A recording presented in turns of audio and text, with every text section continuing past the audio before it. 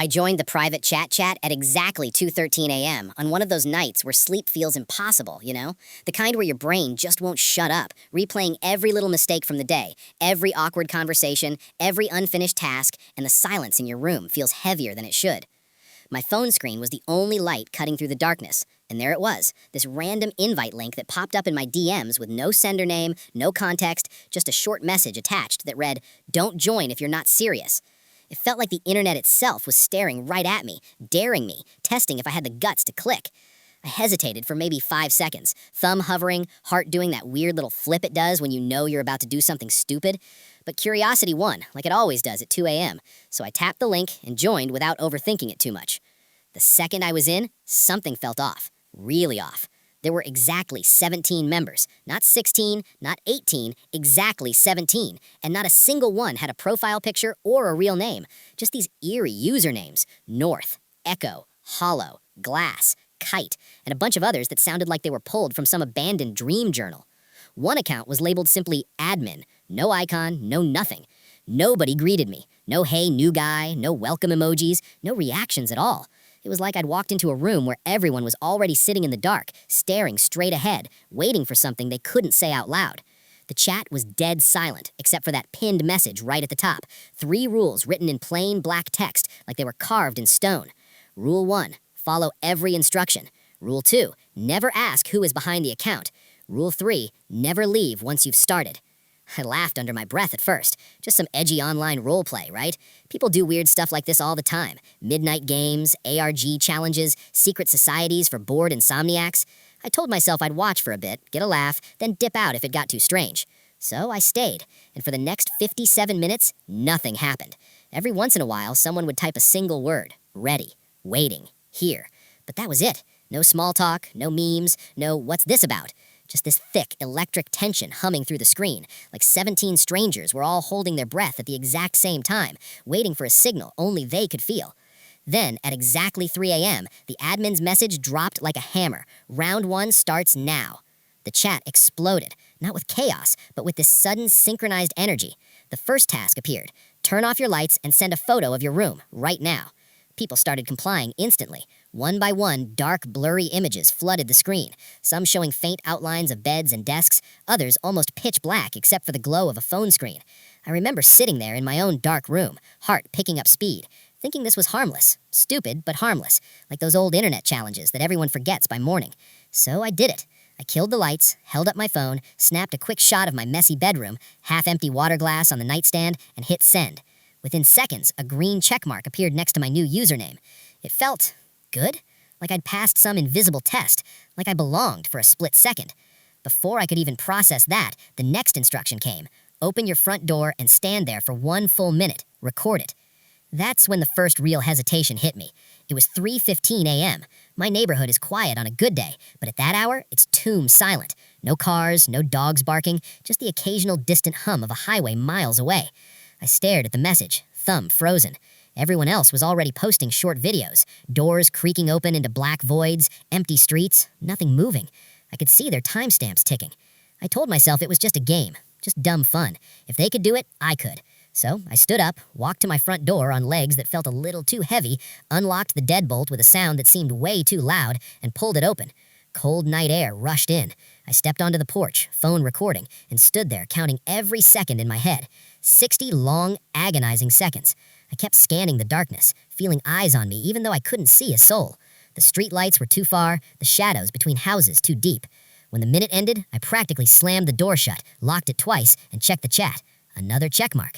That tiny green mark next to my name started to feel heavier than it should. Over the next few days, the tasks kept coming, each one a little stranger than the last, but still wrapped in that same "it's just a game" excuse I kept feeding myself.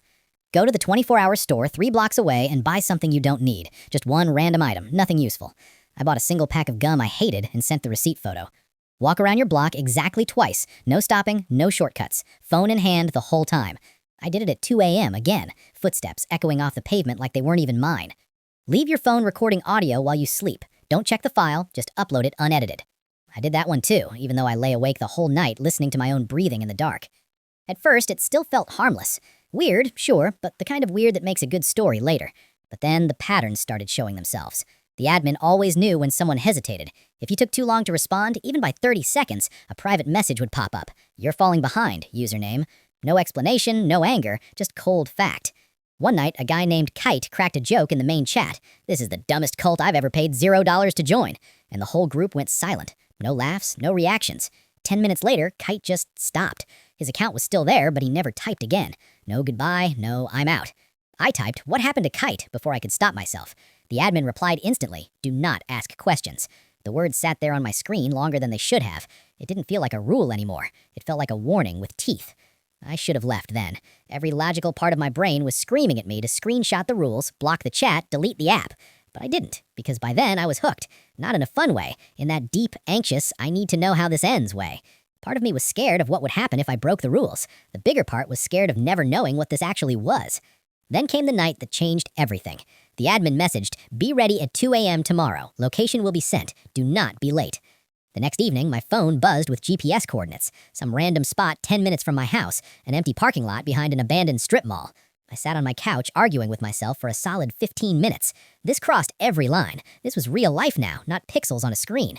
But the chat was blowing up with people typing "on my way" and "almost there." I pictured them actually going, and suddenly staying home felt worse than going, like I'd be the weak one, like I'd failed the test. So I grabbed a hoodie, slipped on sneakers, and drove there with my stomach in knots. When I pulled in, 2 other figures were already standing in the lot, far apart from each other, faces hidden by hoods, eyes glued to their phones.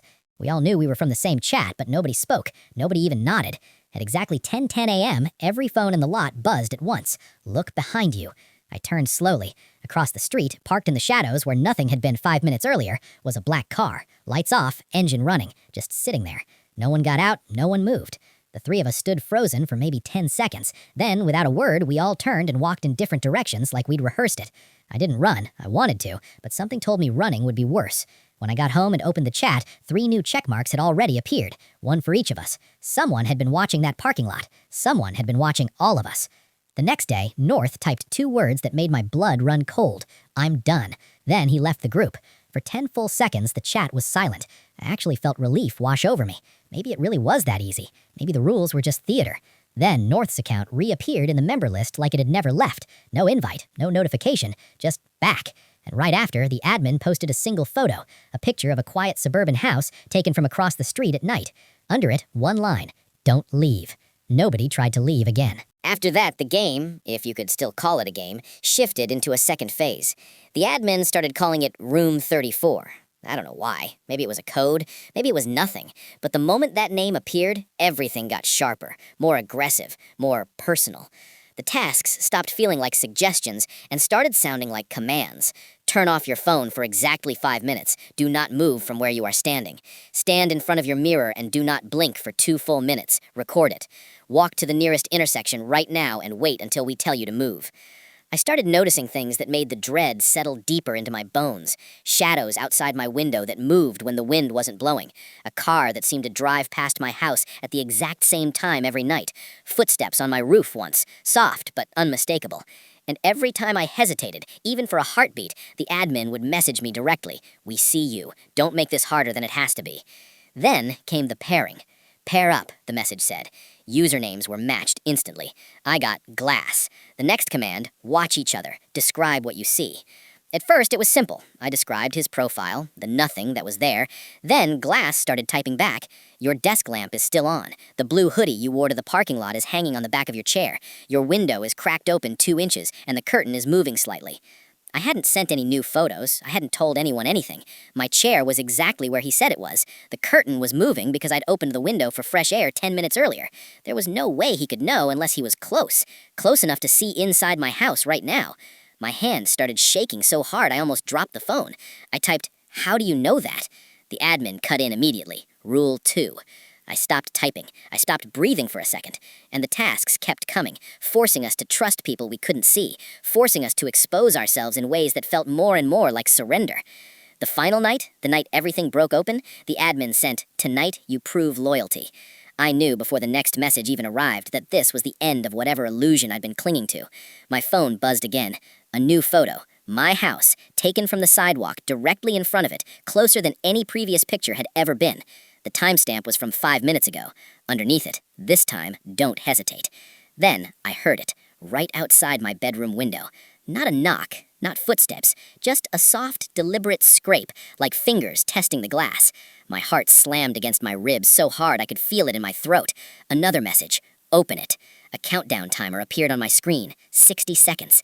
I stood there in the dark, phone glowing in my hand, every instinct screaming at me to run, to call the police, to do anything except what they wanted. But every single time I had followed the instructions before this, the threats had stayed outside. Every single time I hesitated, they had gotten closer. The timer ticked down. The sound at the window grew louder, more insistent. And in that moment, with the seconds melting away, it all clicked into place like a lock turning. This was never a game. I had never been playing. I had been trained. Trained to obey without question. Trained to ignore every warning light in my brain. Trained to hand over control one small, harmless task at a time until the moment they asked for the one thing that actually mattered. The timer hit 0. The scrape at the window became a slow, deliberate tap.